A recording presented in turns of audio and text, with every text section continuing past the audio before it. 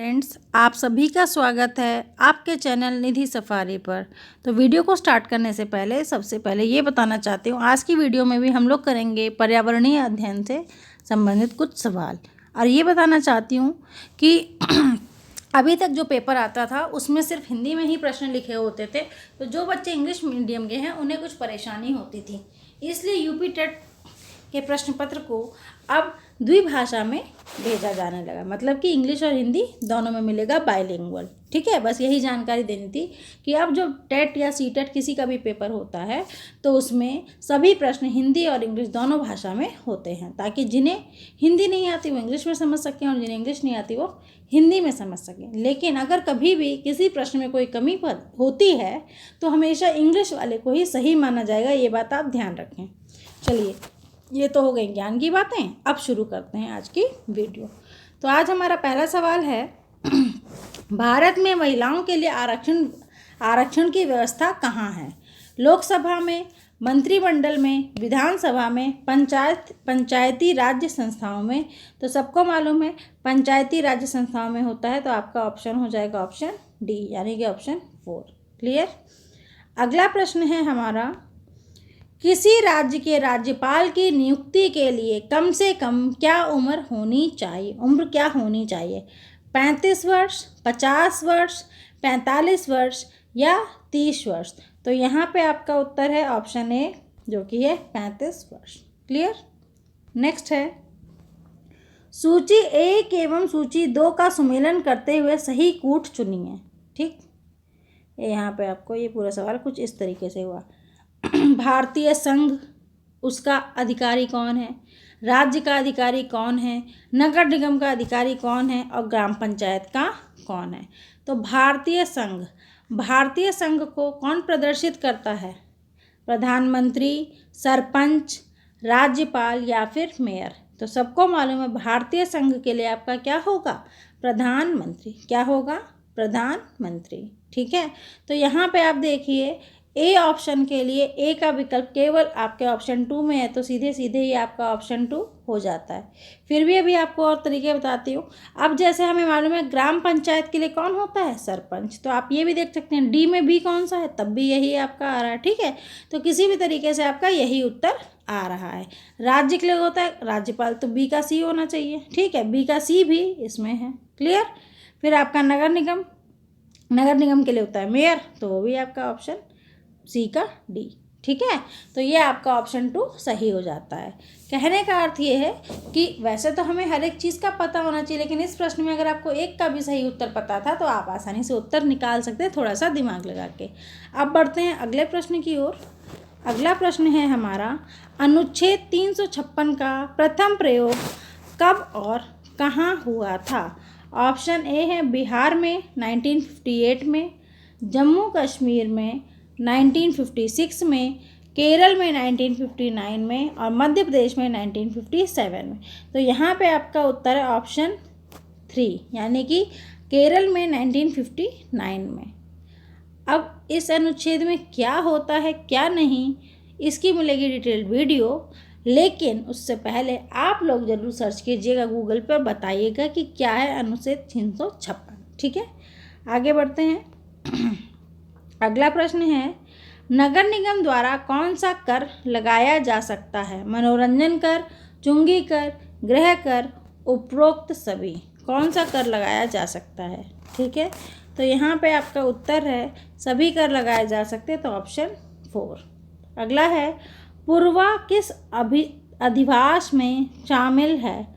अपखंडित में, रेखीय में, ग्रामीण में या नगरीय में? किस में आता है पूर्वा? तो पूर्वा आपका आता है ग्रामीण में, तो आपका ऑप्शन 3। अगला प्रश्न है, कौन सा ज्वालामुखी पर्वत है? विकल्प हैं अरावली, अपलेशियन, यूराल, किलिमंजारो। तो यहाँ पे आपका उत्तर है ऑप्शन 4, किलिमंजारो। नेक्स्ट क्वेश्चन है, एलिफेंटा द्वीप अवस्थित है कहाँ पर? कच्छ तट पर, मुंबई तट पर, गोवा तट पर, गंगा डेल्टा पर?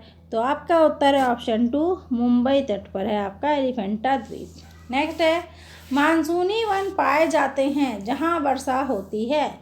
70 से 200, 50 से 150, 150 से 200, 70 से 100।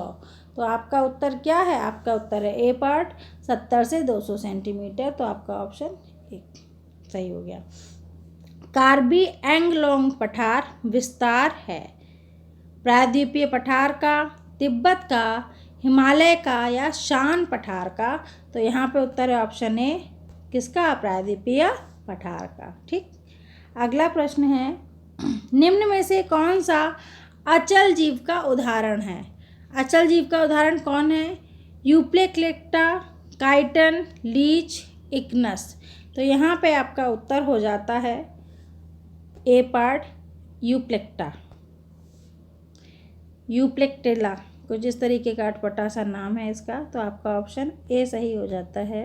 ठीक है, आपको बताना है यहाँ पे जो बाकी जीव दिए हुए हैं ये किसके उदाहरण हैं। ठीक है, अगले प्रश्न की ओर बढ़ते हैं हम लोग। अगला प्रश्न है, प्रोटीन अणुओं की इकाई है ग्लूकोज, अमीनो अम्ल, वसा अम्ल या फिर विटामिन? तो यहाँ पे उत्तर होता है ऑप्शन 2 जो कि है अमीनो अम्ल। अगला प्रश्न है, निम्न में से कौन सा अंगक पादप कोशिका में अनुपस्थित होता है? कि कौन सी चीज़ है जो कोशिका में नहीं होती है? क्या नहीं होती है? Cellulose cell wall, vacuoles, plastids, centrosome. तो यहाँ पे आपका उत्तर है, एक बार हिंदी में ही पढ़ लेती हूँ। सेलुलोज कोशिका भित्ति, रिक्तिकाएँ, लवक, तारककाय। तो यहाँ पे आपका उत्तर है ऑप्शन डी, तारककाय यानी कि सेंट्रोजोम। अगला प्रश्न है, मनुष्य के शरीर की सबसे बड़ी ग्रंथि है अग्नाशय, अधिवृक्क ग्रंथि, पीयूष ग्रंथि और यकृत? तो यहाँ पे आपका उत्तर हो जाता है ऑप्शन डी यानी कि ऑप्शन 4 यकृत। बहुत बार यह प्रश्न पूछा गया, बहुत बार, तो बिल्कुल ध्यान रखिए इस सवाल को। अगला प्रश्न है, उत्तर प्रदेश का राज्य पक्षी है ऑप्शन ए सारस क्रेन, ऑप्शन बी गौरैया, ऑप्शन सी मोर और ऑप्शन डी तोता। यहाँ पे इसका उत्तर है ऑप्शन है सारस क्रेन। और यदि आप उत्तर प्रदेश के हैं तो आपको अपना राज्य जरूर पता होना चाहिए। हर व्यक्ति जिस भी राज्य का है उसे अपने राज्य का पक्षी पता होना चाहिए। अगला प्रश्न है, निम्न में से किस प्रदेश में रेनडियर पाया जाता है? टुंड्रा प्रदेश, मानसून, गर्म मरुस्थल या फिर टैगा? तो यहाँ पे आपका उत्तर आ जाता है क्या उत्तर आता है? उत्तर आता है हमारा option A tundra Pradesh. Colour ले लिया जाए, ऑप्शन ए। अगले प्रश्न की ओर बढ़ते हैं, निम्नलिखित में से कौन सा एक शीतोष्ण घास प्रदेश नहीं है? नहीं पे फोकस है। पम्पास, डाउन्स, कम्पास, प्रेरीज, ये आपका सवाल है विकल्प में और आपका आंसर है ऑप्शन 3 कम्पास। नेक्स्ट है, जनसंख्या के आकार के अनुसार बृहत्तम महाद्वीप है यूरोप, एशिया, उत्तरी अमेरिका और अफ्रीका? उत्तर आएगा आपका एशिया। आपको जानकर ये खुशी होगी कि एशिया वैसे भी आकार के अनुसार बड़ा है और जनसंख्या के अनुसार भी सबसे ज़्यादा आबादी एशिया महाद्वीप में ही है। अगले प्रश्न की ओर बढ़ते हैं, भारत में थारू जनजाति कहाँ निवास करती है? थार मरुस्थल में, उत्तराखंड में, उत्तर प्रदेश के तराई क्षेत्र में या फिर झारखंड में? कौन सी प्रजाति?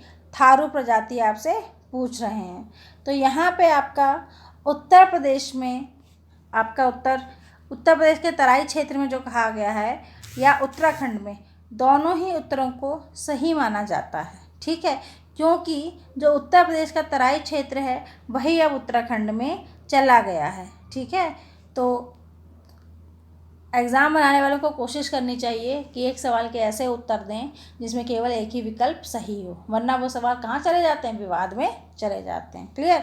अगला सवाल है, भिलाई इस्पात संयंत्र स्थित है मध्य प्रदेश में, छत्तीसगढ़ में, झारखंड में, ओडिशा में? तो यहाँ पे उत्तर आपका है छत्तीसगढ़ में, ऑप्शन 2। देखिए यहाँ पे एक ही बार में आंसर आ गया। तो इसी तरीके के सवाल होने चाहिए। अगला प्रश्न है, संसार का सर्वाधिक समयाकारी जलीय खरपतवार जिसे बंगाल का आतंक भी कहते हैं वह क्या है? लैंटेना कैमरा, एखोर्निया कॉन्सिपस जिसे जलकुंभी कहते हैं, फिर आपका आता है पार्थीनियम हिस्टोफोरस, जिसे कांग्रेस घास भी कहते हैं, सिनोडोन डेक्टेलाइनोन, दूब घास। ठीक है, तो यहाँ पे आपका उत्तर होता है ऑप्शन 2 एखॉर्निया कॉन्सिपस। देखिए कुछ चीज़ें आपको याद ही रखनी पड़ेंगी, हर चीज़ में समझाने वाली बात नहीं होती। नेक्स्ट है वायरस के अजैविक होने के लक्षण। क्या लक्षण है जिसकी वजह से हम वायरस को अजैविक बोलते हैं? क्या है?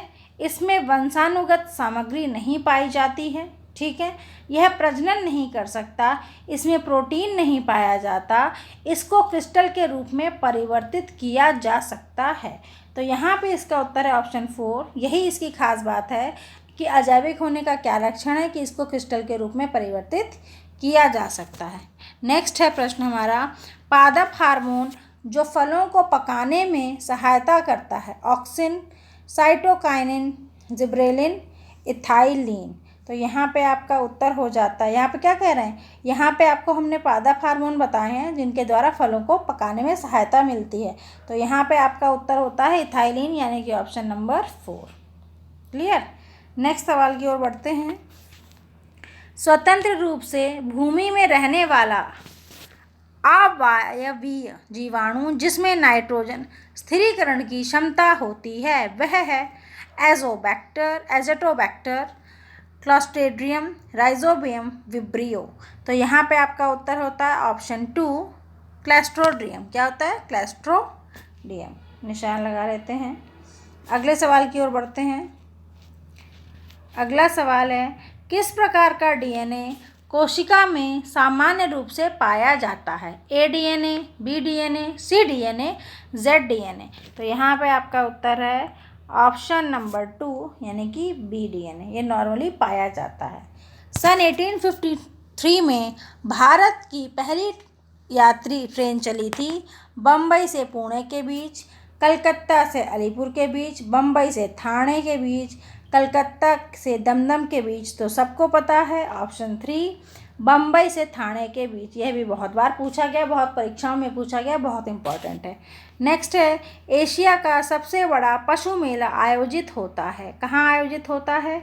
हरिद्वार में, पुष्कर में, सोनपुर में या फिर नासिक में। तो यहाँ पे इसका उत्तर ऑप्शन 3 यानी कि सोनपुर में। नेक्स्ट क्वेश्चन है, राष्ट्रीय एकता परिषद की स्थापना हुई। मैंने आपसे कहा ना विभिन्न संस्थाओं की स्थापना का पूछेंगे। 1951 में, 1971 में, 1961 में, 1981 में। तो यहाँ पे इसका उत्तर ऑप्शन 3 1961 में। अगला प्रश्न है, समता के अधिकार का उल्लेख संविधान के किन अनुच्छेदों में मिलता है? तो यहाँ पे आपका ऑप्शन है अनुच्छेद 19 से 22, अनुच्छेद 23 से 24, अनुच्छेद 14 से 18, अनुच्छेद 25 से 28। तो उत्तर है ऑप्शन 3 अनुच्छेद 14 से 18। बहुत मोस्ट इम्पॉर्टेंट क्वेश्चन। नेक्स्ट है, किस देश में लचीला संविधान लागू है? भारत, अमेरिका, चीन, यूनाइटेड किंगडम। तो आपका उत्तर हो जाएगा यूनाइटेड किंगडम, जहाँ पे कि लचीला संविधान लागू है। क्लियर? उम्मीद है आपको यह वीडियो पसंद आया होगा। यदि पसंद आया है तो लाइक, शेयर, सब्सक्राइब करें। मिलते हैं एक नए वीडियो में एक नए टॉपिक के साथ। तब तक के लिए नमस्कार।